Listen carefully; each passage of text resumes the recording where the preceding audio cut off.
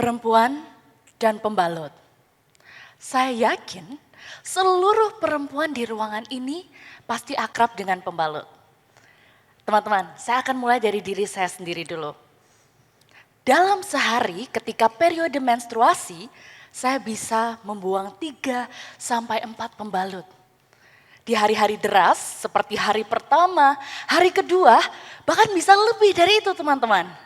Betul atau betul? Ini baru saya seorang teman-teman. Bayangkan jika kita kumpulkan sampah pembalut dari seluruh perempuan di ruangan ini. Hasilnya banyak, hanya 1. Tapi apa yang terjadi jika kita mengumpulkan sampah pembalut dari 1 Indonesia teman-teman? 16,8 miliar sampah pembalut di Indonesia. Yang jika dijabarkan, luasannya bisa mencapai 378 km persegi. Yang artinya teman-teman, hanya dalam waktu 1 tahun saja kita bisa membalut kota Semarang dengan pembalut. Teman-teman, sebelum saya lanjut, saya mau cerita dulu tentang alasan mengapa saya memilih tema pembalut sebagai tema utama dalam esai saya. Saya mulai dari 1 pertanyaan paling mendasar. Apa sih yang orang-orang pakai ketika periode menstruasi dan belum ada pembalut? Untungnya teman-teman, di rumah saya ada 3 generasi berbeda. Oma saya sebagai boomers, mama saya sebagai milenial, dan saya sebagai Gen Z. Saya tanyalah ke oma saya, "Oma, dulu waktu belum ada pembalut pakai apa?" Oma pun menjawab, "Oh enak lek zamanmu itu loh sekali pakai buang. Oma dulu iki nyuci handuk siji-siji rek cuapek," jawab oma. Lalu saya tanya ke mama saya, "Mami, kalau mami pakai apa?" Seilingnya mami loh ya, dulu tuh ada kain, iso dilipat 2 dimasukno plastik. Tapi untungnya mami wis njamani pembalut enak ae, jawab mama saya. Sedangkan saya teman-teman, sebagai Gen Z, sedari kecil saya hanya tahu pembalut sebagai satu-satunya alat untuk menampung darah menstruasi. Teman-teman, saudara, bahkan keluarga, semuanya menggunakan pembalut sampai serasa pembalut itu memang sesuatu yang wajar atau bahkan seharusnya. Kalau menstruasi ya pakai pembalut. Teman-teman, tapi ternyata pembalut yang kita kira sebagai satu-satunya alat menstruasi bahkan menawarkan kemudahan bagi kita, membuat perempuan-perempuan seperti cici sepupu saya harus mengalami iritasi akibat pembalut. Dermatitis teman-teman. Teman-teman pasti akrab dengan merek-merek yang ada di depan, betul? Teman-teman, jika sampai hari ini teman-teman merasa, "Halalif aku ya dari dulu sampai sekarang pakai pembalut gak popoi." Mungkin teman-teman boleh berpikir ulang. Setelah mendengarkan ada penelitian dari EUHA Medical Journal yang menyatakan bahwa ada korelasi antara penggunaan pembalut secara jangka panjang dengan endometriosis serta berat badan lahir rendah pada bayi. Padahal seharusnya teman-teman, perempuan adalah inkubator pertama bagi generasi bangsa. Karena itu tenang saja teman-teman, jika teman-teman merasa, "Aduh Liv udah terlanjur, selama ini aku udah pakai ribuan jutaan pembalut seumur hidup." Solusinya bukan untuk berhenti menstruasi teman-teman. Karena itu mari kita berkenalan dengan pembalut organik. Teman-teman, di tangan saya sudah ada 2 pembalut. Sekarang mari kita bandingkan. Yang pertama, pembalut konvensional. 1 biji pembalut konvensional ini teman-teman mengandung 90% plastik, setara dengan 4 kantong plastik. Sehingga membutuhkan waktu 450 tahun untuk dapat terurai. Dan mengandung bahan kimia yang dapat mengiritasi kulit. Sedangkan pembalut organik mengandung 100% kapas alami dan bahan alami dari serat jagung, serat bambu. Sehingga tidak mengiritasi kulit dan hanya membutuhkan waktu 6 sampai 24 bulan untuk dapat terurai. Tapi sayangnya teman-teman, pembalut organik masih sangat sulit kita temui di sekitar kita dan harganya relatif lebih mahal. Karena itu teman-teman, untuk dapat mewujudkan pembalut yang aman, sehat, dan dapat dinikmati oleh seluruh wanita Indonesia, kita akan mendorong pemerintah melalui 3 langkah strategis dalam program HDH Organik. Kita akan mulai dari hulu dulu teman-teman. kita akan mendorong pemerintah untuk membuat kebijakan yang dapat mendorong inovasi dan produksi pembalut organik. 3 kebijakan. Yang pertama, insentif pajak PPh badan 2-3%. Yang kedua, potongan penghasilan bruto 2 kali lipat untuk biaya research and development. Dan pembebasan PPN untuk bahan baku lokal yang ramah lingkungan.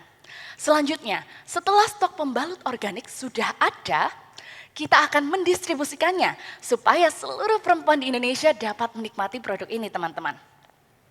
Pemerintah nantinya akan bekerja sama dengan Alfamart dan Indomaret, raksasa retail di Indonesia, yang menurut data ternyata punya persebaran 90% di Indonesia, teman-teman.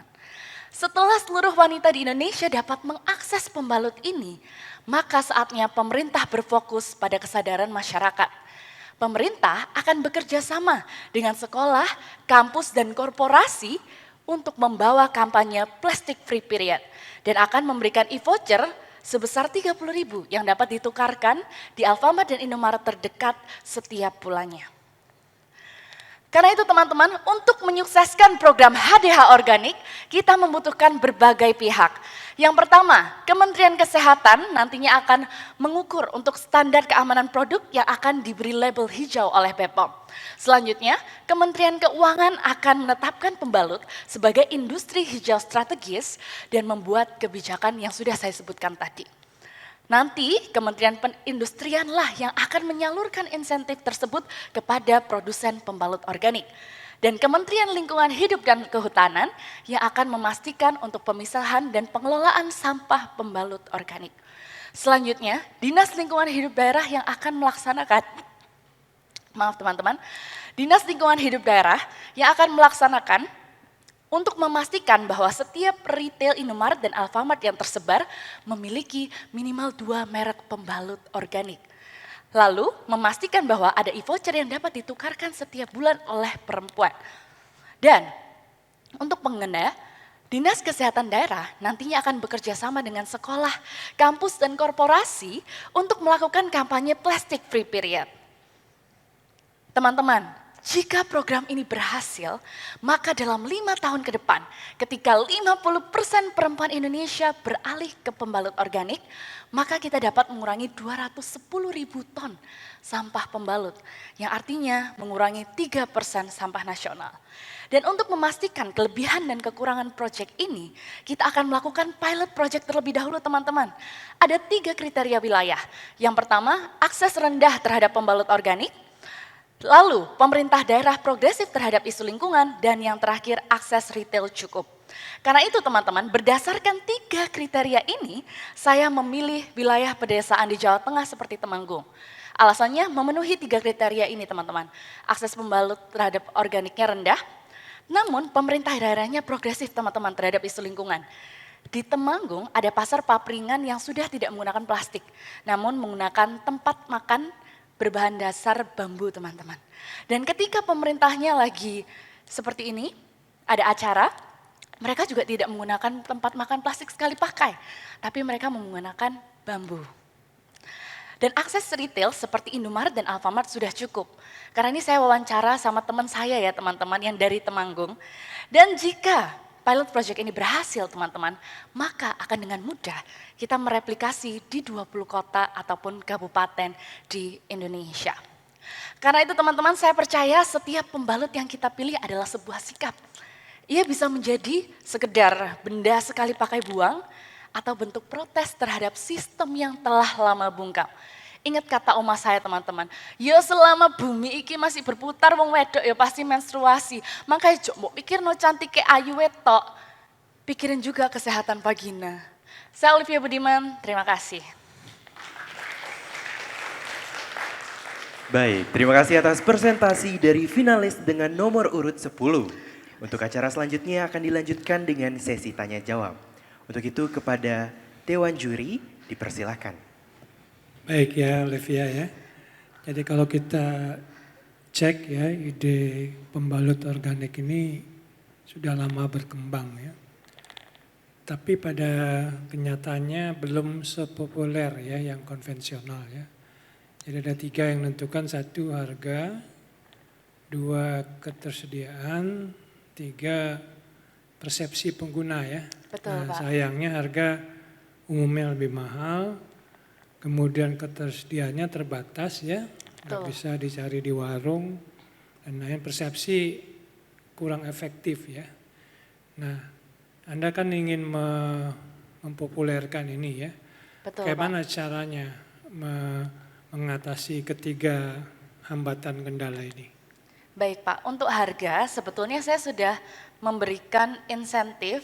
Ini tuh sebenarnya Pak, tidak hanya untuk produsen pembalut organiknya saja, tapi insentif pajak ini supaya ketika mereka memproduksi pembalut organik harganya bisa lebih murah, sehingga ketika harganya lebih murah bisa menekan harga untuk dijual ke masyarakat.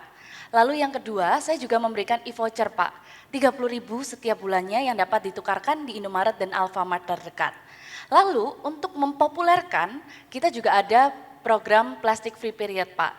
Nanti pemerintah akan bekerja sama dengan sekolah, kampus dan korporasi untuk bisa membawa kampanye ini. Tapi sebetulnya Pak, saya juga berharap kita bisa memanfaatkan media online Pak. Karena sekarang untungnya banyak influencer yang juga sudah tidak malu gitu Pak untuk mempopulerkan tentang pembalut. Oke ya, ini kan fokusnya mengatasi limbah ya. Nah, pembalut organik ini kalau saya lihat tuh banyak pemikir-pemikirnya, utamanya teman-teman dari mahasiswa juga dari ITB ya, pernah di tahun 2022 tuh memenangkan award ya untuk pembalut organik dan segala macamnya. Bedanya apa ini gitu? Organiknya tuh dari hampir sama ya kalau kita lihat produk itu. Betul Pak. Bedanya apa yang Anda promosikan ini?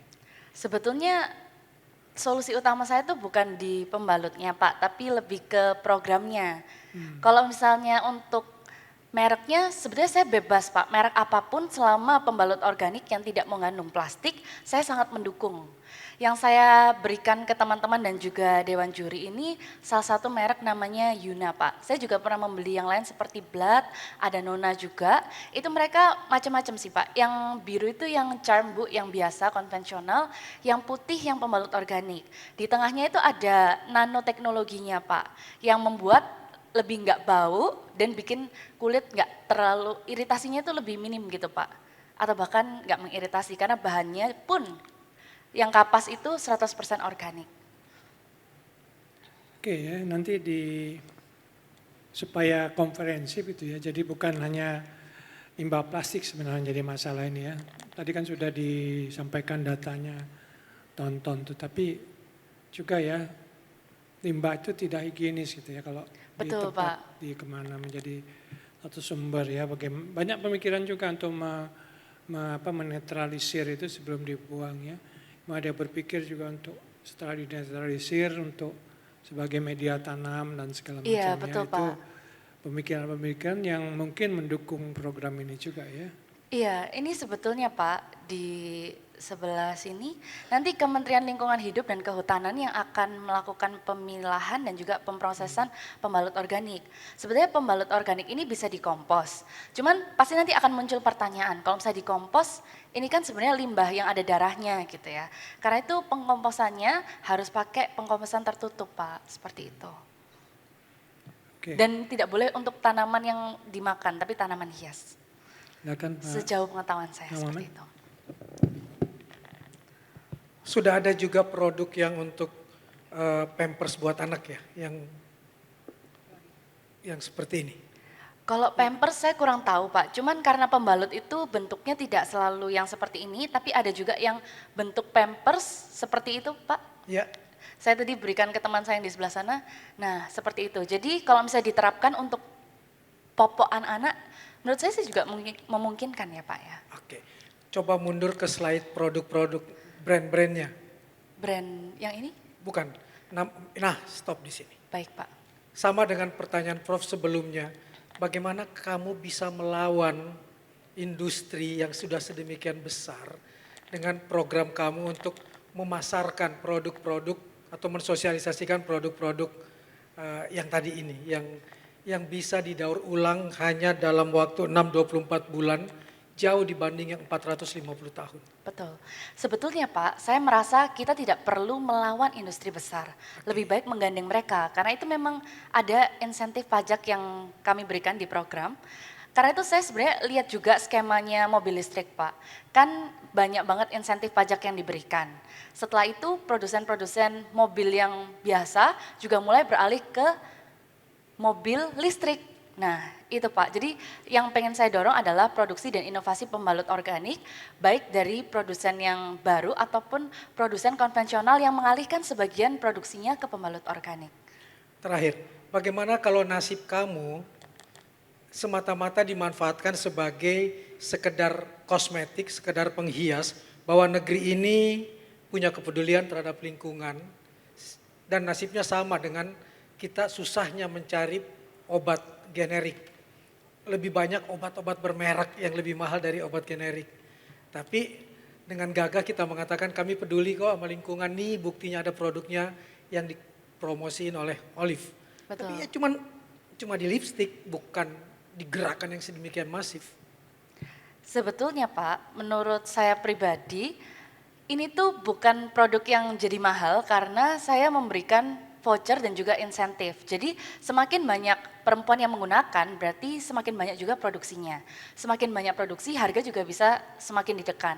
Saya berharapnya ke depannya ketika pemerintah benar-benar menjalankan program ini, harganya bisa sama kayak pembalut konvensional. Sehingga ini tidak sekedar embel-embel aja, tapi benar-benar bisa digunakan oleh seluruh perempuan di Indonesia. Kalau dia sama apa kelebihannya? Buat Dia- keamanan pemakai. Dia tidak mengandung bahan kimia Pak, jadi kalau pembalut konvensional itu mengandung bahan kimia seperti klorin, pemutih, ada juga gel yang super absorben di tengahnya itu Pak untuk menyerap darah-darah menstruasinya, dan banyak banget bahan kimia lain Pak. Jadi saya pernah baca, walaupun saya bukan anak kedokteran ya Pak, saya pernah baca dari EWH Medical Journal yang menyatakan kalau ternyata ada korelasi antara penggunaan pembalut jangka panjang dengan endometriosis sama jangka panjangnya ada berat badan lahir rendah pada bayi. Seperti itu Pak. Jadi memang tidak hanya dari segi lingkungan, tapi dari segi kesehatan pun itu juga berpengaruh. Karena saya punya teman sebetulnya Pak. Teman saya tuh ada yang iritasi karena pakai pembalut Pak. Gatel-gatel. Dan setelah dia beralih itu udah reda iritasinya. Soalnya sampai bokong-bokong juga Pak, merah-merahnya. Saya ingin ganggu dengan pertanyaanmu yang tidak terjawab tadi. Laki-laki main bola dapat hadiah Rolex. Perempuan belum pernah dapat. Nah, Bukan. pertanyaan saya mau balik ke sini. Oh baik Pak. Kepedulian terhadap kesehatan, keselamatan perempuan lebih rendah daripada laki-laki karena perspektif gender yang bias. Bagaimana kamu menghadapi hal tersebut? Perempuan yang lebih rendah. Kepedulian semua melihat dengan perspektif gender yang bias, alah ini kan cuma masalah kecil. Cuma masalahnya perempuan, ada yang lebih esensial, mobil listrik.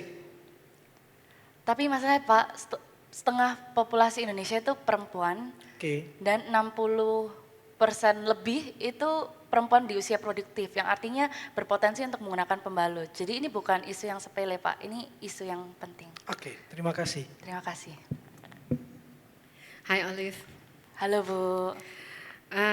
Tadi cerita yang berdasarkan dunia yang dihadapi oleh Oma, Mama, dan Olive itu Betul. kebetulan saya hadapi secara pribadi. Karena bukan tentang saya lahir kapan, tapi saya lahir di mana pada saat itu. Oh baik Jadi saya di menstruasi pertama saya ada di desa tertinggal, di mana waktu itu mungkin di dunia itu sudah ada pembalut dan sudah tersebar ya. Tapi saya sendiri belum mendapatkan itu, dan saya startnya itu dari penggunaan kain. Baik Bu. Kain handuk yang disobek-sobek kemudian kita cuci, dan untuk sekarang itu kan point of view Olive adalah yang paling sehat kan ya, tapi agak repot gitu. Seiring berjalannya waktu saya akhirnya diperkenalkan dengan pembalut yang mungkin beberapa sudah diperkenalkan oleh Olive di depan, dan saya sangat terbantu dengan hal seperti itu karena semakin lama harganya juga semakin murah. Betul. Tuh. Cerita saya ini tadi bisa jadi dialami oleh teman-teman yang lain yang mungkin di tahun 2025 ini sedang menghadapi hal yang sama, di mana mereka di daerah 3T itu juga masih dalam kondisi yang sama. Adanya pembalut konvensional ini membuat mereka lebih gampang gitu. Dengan langkah program dari Olive ini, bagaimana caranya menghadapi bahwa kehidupan gampang mereka yang tadinya susah sekali kemudian jadi gampang, akhirnya kembali lagi sulit gitu. Gimana? Kembali lagi sulit karena berganti. Harus memilih dengan tipe-tipe tertentu, di mana barangnya pun juga tadi yang disinggung oleh Prof terkait harga, ketersediaan, dan awareness penggunanya pun juga masih kurang. Betul, Bu. Gimana? Menurut saya nggak bisa langsung sepenuhnya diubah sih, Bu. Jadi akan perlahan-lahan gitu. Karena di sini juga ada kampanye kan, Bu, untuk teman-teman yang ada di sekolah, kampus, dan juga korporasi, kita akan suarakan pelan-pelan. Karena ini adalah proyek jangka panjang, Bu. Jadi saya juga tidak mengharapkan hasil yang instan, tapi bisa kita kerjakan pelan-pelan. Karena untuk menaikkan awareness masyarakat pasti susah sekali, apalagi orang-orang yang mungkin lebih tua dari saya, yang beda agak jauh dan masih menstruasi, kemungkinan akan lebih susah untuk beralih ke pembalut organik. Ya. Terkait pengurangan sampah plastik, kenapa tidak lebih fokus ke Clody dan menstrual cup? Baik, Bu, jadi sebenarnya kalau menstrual cup itu ada 3 alasan. Yang pertama, masyarakat kan milih mudah kan, Bu, dari awalnya cuci-cuci, terus sekarang pembalut sekali pakai terus langsung dibuang. Untuk mengganti kebiasaan masyarakat yang udah mulai instan terus berubah lagi ke handuk atau kain, itu kayaknya, atau menstrual cup ya Bu, bahkan yang harus dicuci juga, itu akan sangat sulit pertama. Yang kedua, Bu, menstrual cup itu juga tidak bisa dipakai selamanya. Jadi kata teman saya ya, karena saya pernah tanya-tanya sama teman saya yang kedokteran, itu harus diganti juga, gitu, tidak bisa dipakai selamanya. Lalu yang ketiga, menstrual cup ini kurang sesuai dengan konsep keperawanan di Indonesia. Mohon maaf sekali Bu, tapi memang banyak perempuan di Indonesia yang takut pakai karena takut selaput darahnya robek, karena akibat penggunaan menstrual cup yang dimasukkan ke dalam vagina. Seperti itu. Terkait kemudahan dari biayanya untuk menekan biaya, di sini kan ada insentif yang diberikan, kemudian ada voucher yang diberikan. Betul, Siapa pelaku ini? Ini pelakunya nanti akan diambil dari APBN lewat Kementerian Kesehatan, Bu. Yang saya rancang seperti itu. Sedangkan kita tahu sekarang kan secara terutama pajak pun juga kan sekarang lagi dikulik sebisa mungkin ada pendapatan dari pajak. Betul. Sedangkan ini kan akhirnya memotong akan ada agenda itu. Kemudian terkait voucher nantinya pun juga dari sisi pemerintah menganggap ada hal lain yang tadi jauh lebih penting untuk difokuskan. Betul. Sedangkan kita sebagai wanita, mungkin Olive pun juga melihat bahwa ini penting untuk wanita. Bagaimana caranya untuk membuat skala prioritas itu untuk naik ke permukaan, untuk membuat Olive yakin bahwa pemerintah akan memperhatikan di area situ, terutama kondisi dana kita yang saat ini ya. Baik. Untuk insentif yang diberikan ini bisa diberikan bertahap, Bu.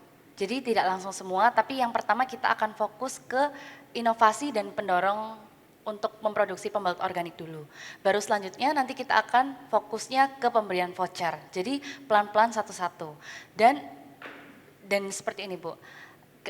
Saya merasa kalau misalnya kita melihat mobil listrik, maksud saya, mobil listrik itu insentif pajaknya juga banyak sekali. Jadi mengapa untuk urusan kesehatan dan lingkungan pendekatan yang sama tidak bisa diterapkan seperti itu. Lalu tadi pertanyaan kedua tentang dana, ketersediaan dana yang sekarang, kondisi Indonesia yang sekarang. Ketersediaan dana, baik. Jadi programnya itu Bu tidak akan langsung dimasifkan di satu Indonesia. Jadi yang pertama kita akan ada pilot project terlebih dahulu dan jika berhasil kita akan replikasi pelan-pelan Bu. Di daerah-daerah yang mencukupi 3 kriteria ini terlebih dahulu, baru mulai ke kota-kota besar seperti itu.